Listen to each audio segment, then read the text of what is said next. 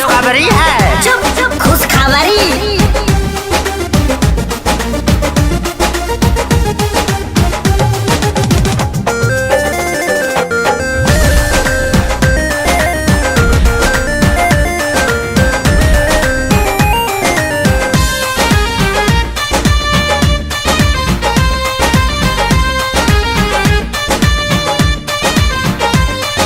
पढ़ा हूँ जब से शायरी में तो हो गया हूँ घायल। रात भरी तकिया के नीचे धके सोया हूँ मोबाइल। ऐसा क्या लिखी है? चींटी चढ़ती है पहाड़ पे मरने के वास्ते, मैं ग्रीटिंग कार्ड भेज रही हूँ प्यार करने के वास्ते। Oh my God, दर्द है, दर्द है। दूध में चाउर पड़ता है तो खीर होता है, चीनी भी डाल। दूध में चाउर पड़ता है तो खीर होता है।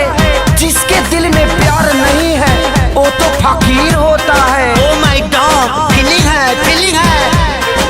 बड़े दिनों के बाद उनको याद आया है, लकी है।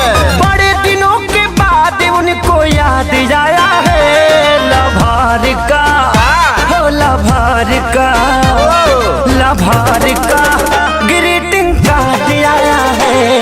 लभार का ग्रीटिंग कार्ड आया है।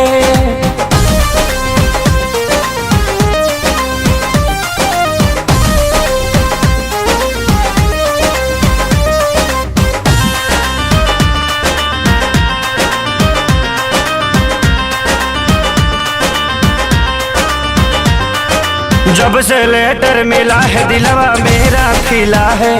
भूल गया हूँ मेरा घर का बना जिला है। छापाड़ा है रे पगला, आगाऊ बॉक। भेज रही हूँ ग्रीटिंग कार्ड, चंदन से कम नहीं। महक रहा है, महक रहा है। ये जो मेरा दिल है लंदन से कम नहीं। Oh my God! चांदनी चांद से होती है सितारों से नहीं। मैं तो सिर्फ आपसे मोहब्बत करती हूँ जानो, हजारों से नहीं। Oh my God, मार ही डाला रे। श्याम देहाती प्यारे लाल आजाद लाया है।